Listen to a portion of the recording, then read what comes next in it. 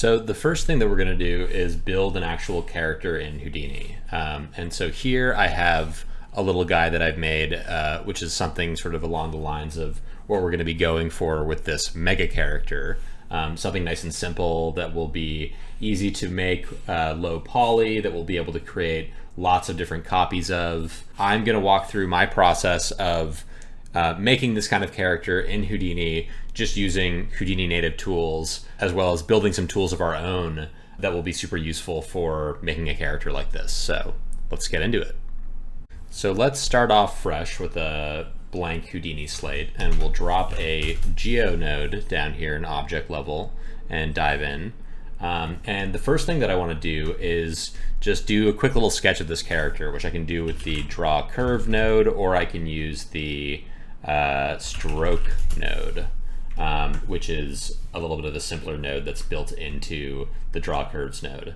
And so what we want is something nice and simple, maybe like a little round guy like that.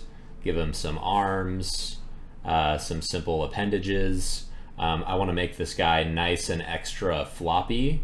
So I'm going to give him a lot of appendages that can then sort of flop around in a vellum simulation.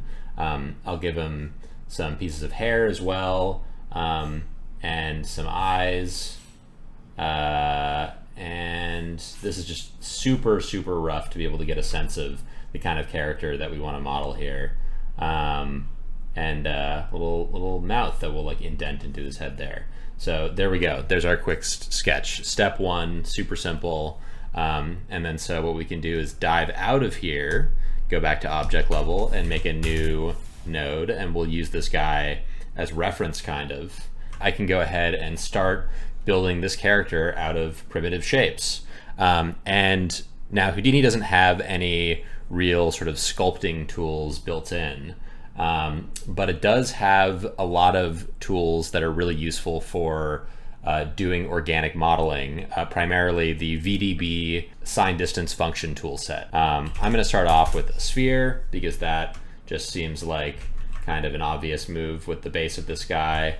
I will scale it up a little bit, and I will, in order to get the top of them to be kind of stretched out like that, I will use a soft transform node, drag this guy out, increase the soft radius, and now we have this guy's little bumpy head there. Now the next question is, how are we going to get all these sort of like appendages?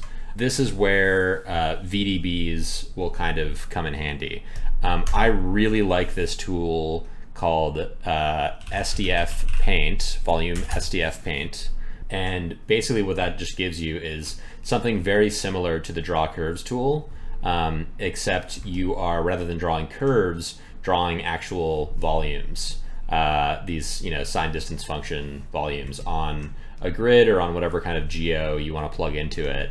If you dive in here, you'll see that this is very simple. It's just made of a draw curve node and a volume rasterize curve node. And then in here, there's like a whole bunch more nodes, including a resample node to resample the curve, and then a bunch of VDB nodes as well to do the VDB-ification of that curve that we're drawing. So super fun, handy little node that's really useful. So I'll go over here to the stroke tab, hit clear, and then I will draw out my limbs. Now we'll see that this is looking a little bit weird, and the reason for that is something that I just mentioned, which is the resampling. So we can change the rate at which this curve is sampled, so it's making basically like a little blobby VDB for every single point on the curve. And if we raise the sample rate, then there will be fewer points for it to be sampling, and if we lower it, it'll get a nice high density where you won't even be able to see the sort of different spheres within there. And that's what we want. We can change the radius and stuff here too. You can also do that by scroll wheel, changing the size on your mouse. So that's really handy for then over here when we want to draw the fingers coming off. However, when I make the size of this smaller and I draw the fingers, we'll notice immediately that it's not doing anything. And the reason for that is that we're not drawing at a high enough voxel resolution. So over here on the volume tab, you want to lower the voxel size here, and then you'll see a little bit more faceting again. So we can change the sample rate again. But yeah, now I can just sort of doodle some fingers and stuff on there, and that is great. Let me lower that again, and I will lower the sample rate a little bit more for good measure. And then I will also convert our body over here into a VDB as well. So I'll do VDB from polygons, plug that right in there, and then we'll do a SDF union, which will then merge together our two SDFs. And because this one has a much lower voxel resolution, and that's the A input here, versus this one, we're going to notice that it then lowers the resolution of our other one back to where this one's at. So in order to fix that, I will lower the resolution of this guy. And then the other thing that we want to do is probably subdivide this guy. We could use a subdivide node, or we could just crank up the rows and divisions here. We'll set this to 100 by 100 till you can no longer see the faceting. And then over here, I will lower the sample rate once again so that we don't have any faceting there. And now that these are combined, these are SDF unions, we can do a VDB smooth to get a smoothed arm with the body, so that they're sort of connected pieces rather than being, you know, separate pieces of geo or whatever.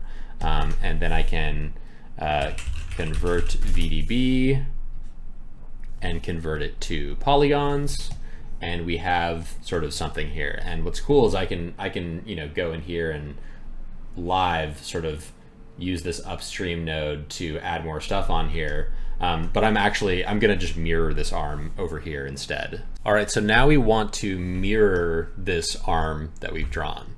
And you may think that we can just go ahead and add a mirror node, like you would if you were modeling with polys. However, that is not the case. And the reason for that is that if we go to this mirror node, we'll see that it's just creating a duplicate of this volume surface, this VDB, this sign distance function.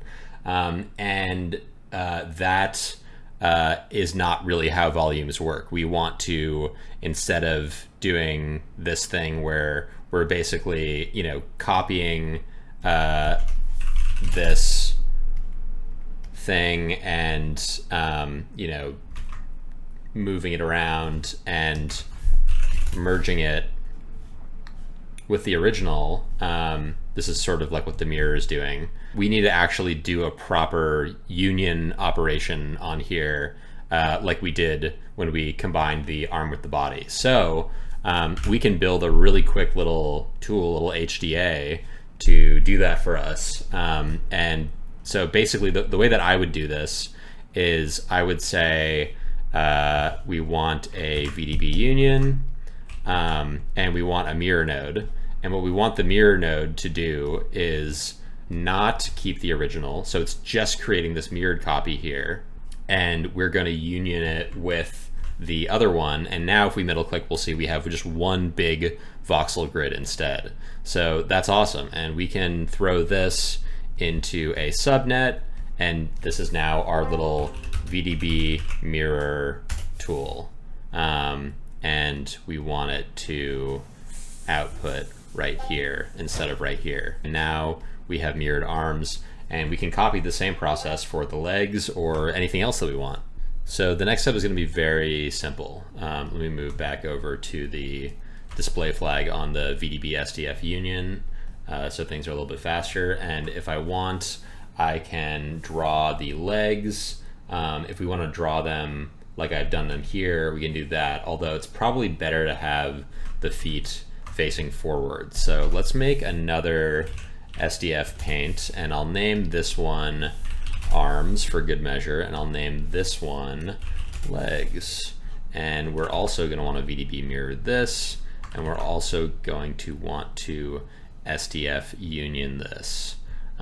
So then what I can do is take the projection and let's switch it to the YZ plane and move it over here. So now we can make legs and they can be bent a little bit like that, and we can do some feet.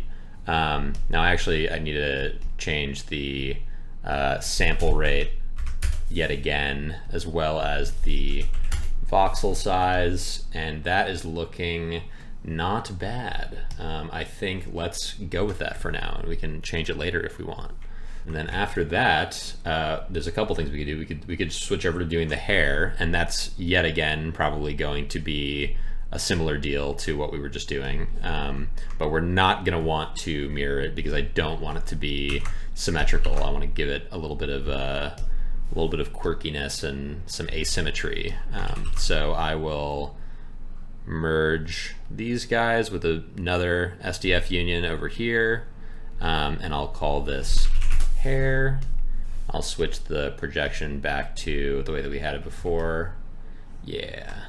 And I think now I can just draw some little hair tufts on this guy.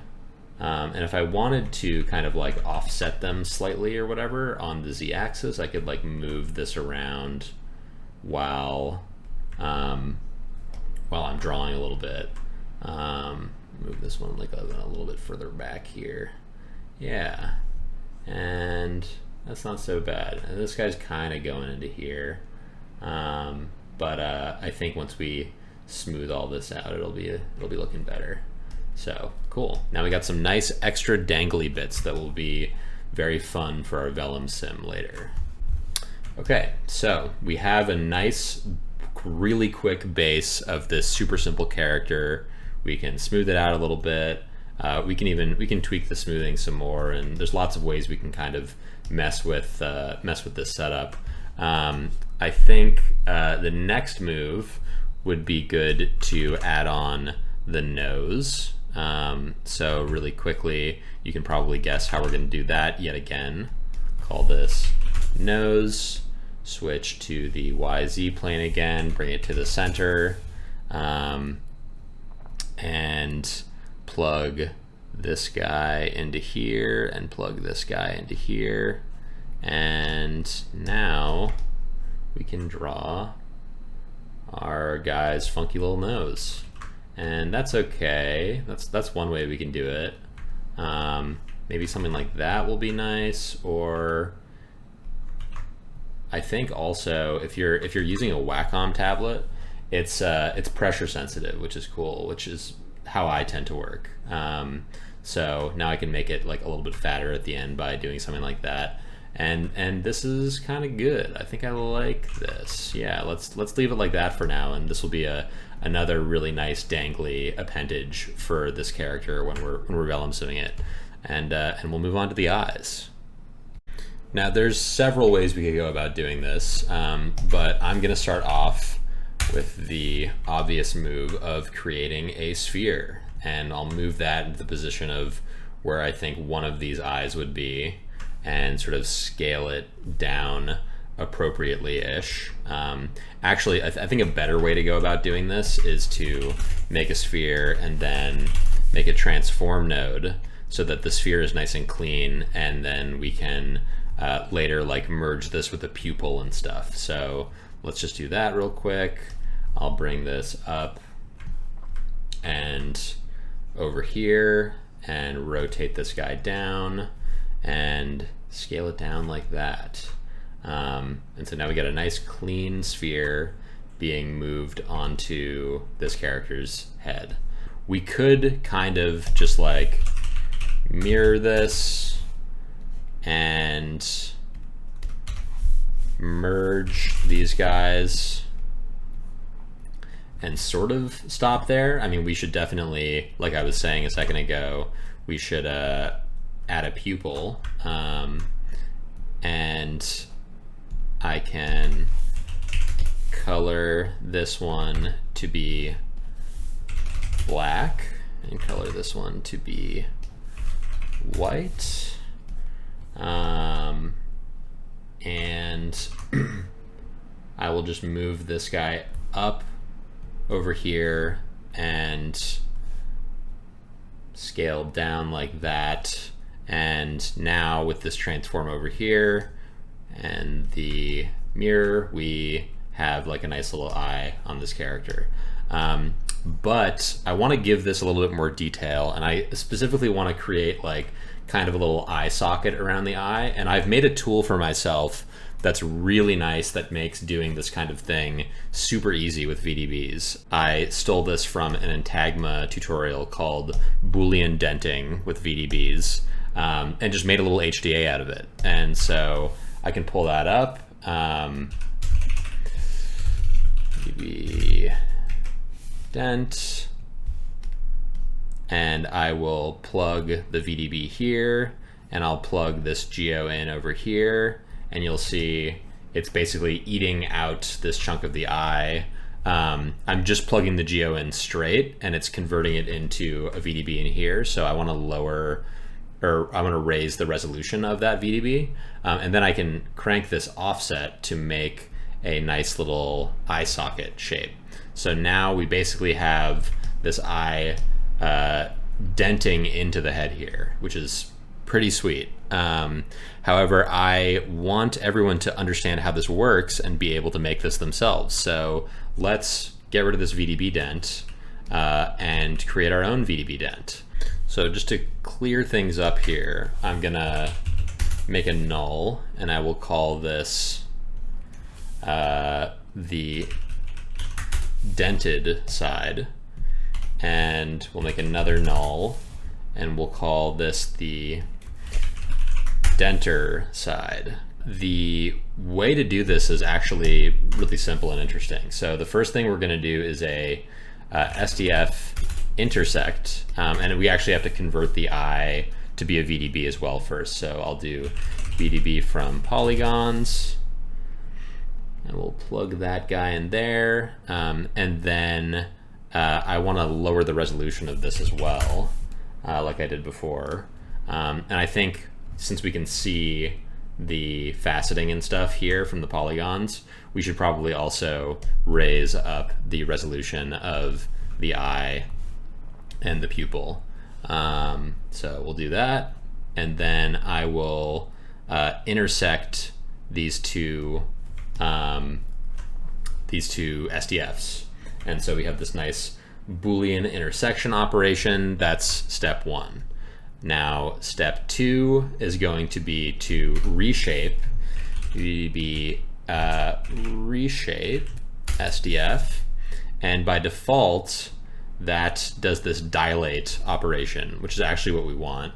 There's a number of other operations here. There's a road, which will eat away at our geo, and then there's open and close, which are also useful sometimes, but most useful is dilate and erode.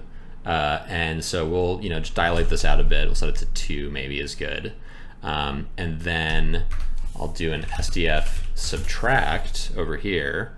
And what I want to do is I want to subtract that original eye geo out of here. So we just make this kind of thing.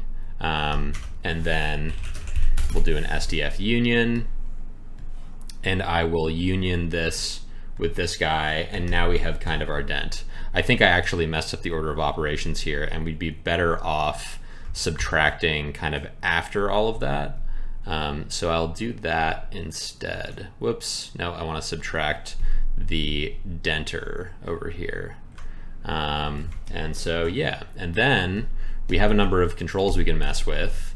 We can dilate this. We could also smooth it before it gets subtracted out. That's like maybe useful, but we'll just keep it pretty simple, and we'll just have it be sort of like this for now. What we can do is just grab this whole tool that we've made, drop it into a subnet, and then we almost have our own little HDA here.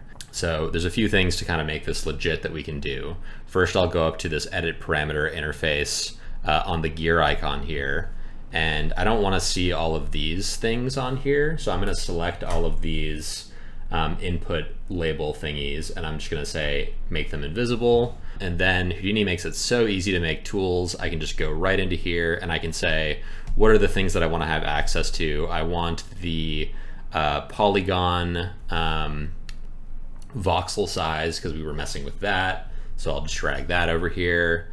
I want the reshape, which I'll set to be 2 by default, the dilation, and I think that that's pretty much it. Everything else is sort of like we're going to want to leave that as it is, and I'll make a output here just for good measure, so that that always is the output regardless of what is display flagged.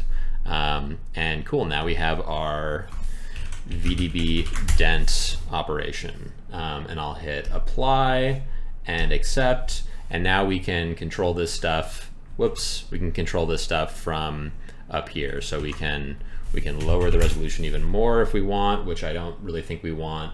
Don't try that unless you have a really fast computer that can handle all those voxels. And then yeah, we can play with this offset here, and maybe we can VDB smooth it after, or maybe we can do this VDB smooth operation for everything kind of after all this stuff. So yeah, and then if you want to save this as your own HDA, the way that you would do that is just right click, create digital asset, you name it whatever you want, you give it the operator label, you hit accept, and then you'll be able to reuse this handy tool that you've made down the line later, which is great.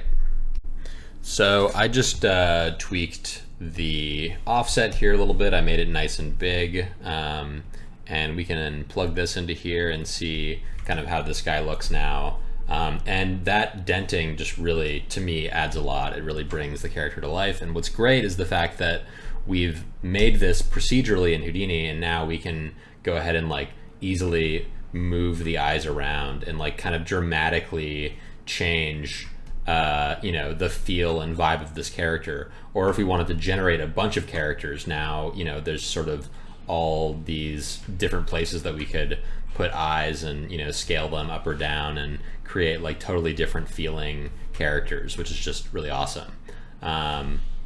So yeah, I will, I think, scale them down and bring them kind of over here, maybe like a little bit further down, have them kind of like a little bit under the nose, which is very funky and weird, and have them kind of facing out a little bit, because he's kind of a mindless little character who's just sort of marching forward. So yeah, the next thing that we can do, of course, is add a mouth. So we will do that also with this handy VDB dent node that we've just made. So let's go back over here, and I will take this second input, and you know what, actually maybe for the VDB dent what we want to do is swap these around. So I think that we want to have the left input be the thing that we're denting and the right input be the denter. So because I just think that that makes a little bit more sense. So cool, we just changed that, updated the HDA, and now let's make the mouth. So I will copy this VDB dent over here, and we will dent this guy with yet another sphere. And this is the mouth denter. And so we can see we're bringing the sphere around, and this looks hilarious. Now he's like chewing on a little jawbreaker, very fun. So I will kind of scale this guy around, and I just want to make this kind of dent into here and just give him a funny little mouth there. And this is pretty good. This is like kind of exactly what I want. So I'm happy with this. I don't know, I can mess with the offsetting, and there's sort of lots of ways you play with it. You could have it so it's not even really denting, and it's just sort of like that. So the denting is creating like kind of lips, I guess. And that's just kind of up to you. It's your creative choice there. But I'm happy with this little character we have, and I think we can start getting ready to rig and animate this bad boy. Okay, so there's two more things that I want to address really quick before we start rigging and animating. One is our topology. If we switch over to our wire shaded mode, we'll see, yep, this topology is kind of a mess. It's really dense and it's really non-uniform. There's a few things that we can do about this, a few ways that we can get good topology. For free, we have the remesh node, which is, a native Houdini node that's been around forever and is great. However, it doesn't really give us sort of like animation ready topology for characters. This is good if you want to make proxy for simulation and Vellum or something like that, but it's just not ideal for doing character animation. I would say that it will probably serve its purposes for what we need with this very basic thing, but in general, it's not good. So you're welcome to use this if you want to follow along and don't want to spend any money, but a few other options are in the labs tools. We have the quad remesher, which is a paid plugin, and it takes a second, but this just generates incredible topology right out of the gate, and I think it costs between $50 to $100 depending on the version that you want to buy. It's one of the best plugins out there for any 3D software. If you ever have to remesh stuff, I would strongly recommend it. This to me is perfect. This is definitely what I'm gonna do, is just use this. However, there's a few other options. Labs Instant Meshes is a sort of okay free one. It really just does not compare very well to what we get with something like Quad Remesher, but it does give you quads at least, which is good. Honestly, I might rather just use the remesh node than this, but this is free and it comes with labs, so that's cool. The other option that we've got is to do this the old-fashioned way, which is using Houdini's really awesome polydraw tool to manually topologize our character. So I'll template flag this and plug it into the template geometry, and then we can see the ghost of our character while we click on here to draw a polygon, and then I can hit enter and I can pull out more polygons here. I really rarely do this because I am an individual person who's trying to make my own short films with characters and stuff fast. So if I had to spend all this time manually retopologizing all of my characters, manually UVing them, manually doing all this stuff, I want to take all the shortcuts I can. And I find that in a big movie studio, quad remesher is gonna not usually cut it. You are gonna want a professional modeler to manually do topology for like a really high-end character. So this will give you the best results if you know what you're doing. I honestly don't really, but it's kind of fun to play with, and it can be a useful tool, and it's worth keeping in mind. But this is definitely not the approach that I'm going to take. So I'm going to go back to quad remesher. Now, if my character was actually symmetrical, which it's not, I would just use the symmetry on the x-axis, which would then give me a little bit of a nicer remesh. You'll see that this screws up the hair, which is asymmetrical, which is not, a huge deal, that we're not getting kind of as perfect of topology around the mouth and things like that. But it's definitely something to keep in mind. If you did happen to do a symmetrical character, I would recommend, if you're using quad remesher, to use the symmetry tool. So yeah, that's topology. The last thing that I'll cover real quick before we get into the rigging is just let's add a little bit of color to this character. So I think it would be fun to figure out a way to just give them some nice point colors so we don't have to paint textures, and can make a quick dirty character that we can then send to Karma or Redshift or Octane or whatever render engine of your choice, and just be able to sort of add detail in the shader without having to paint textures or deal with bitmaps or anything like that, or UVs.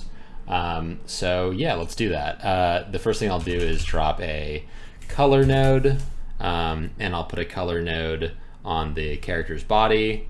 Maybe like kind of an orangey could be nice. Yeah, that's cool. And then beyond that, I think it would be nice to add some kind of redness or something that kind of comes off of the area where like the eyes and the lips are. So in order to do that, we could do some cleverness with transferring some color over from the eye and the mouth, for example. So let's do that. What I'll do is I will color these eyes and make them be kind of like a red, and then I will attribute transfer the color to the body from the eyes, and I only want it to be affecting the color, so I'll turn off any primitive attributes and I won't have anything else in here. And it's making everything red because the distance threshold is set to 10, which is a lot of distance. So what we'll do is instead we'll have like a blend width, and we'll just kind of bleed that in slightly, just kind of give it a little bit of redness. Maybe that's too red. Maybe I'll go a little bit more subtle with that. Yeah, that's kind of nice. So in the labs tools, there's actually a labs color gradient node, which does exactly what I'm sort of thinking right here, which is it just by default gives it a gradient based on the bounding box, which is kind of a nice way to start, I think. And I want this to be based on the Y bounding box vector. I'm gonna just change these colors here, and I'll set maybe the base color is, I'll copy that parameter and paste values, and then up here maybe I'll set this to be the same thing, and maybe on the bottom end of it I'll make it like a little bit darker and a little bit more saturated. Yeah, a little bit more red. I don't know. That kind of looks okay. This is like a little bit more interesting. Oh, that's kind of nice mixing it in with like a greenish or something. Yeah, I like that. Let's do that. So anyway, I was just sort of noodling around to figure out what would be the best there. I could also crunch this a little bit, which could be cool. Yeah, I think if we give sort of more of the top part this orangeness and then the bottom part's kind of green, that works out kind of nicely. And then for the eye color, I've already set up black and white for the pupils over here, the pupil in the eye. So I think we're in a good spot. And just to clean things up a little bit, I will add in a null here that says body. I'll add a null here that says eyes. I'll add a null here that says character out, and we are nice and clean and organized, and we're for real ready to move on to some rigging.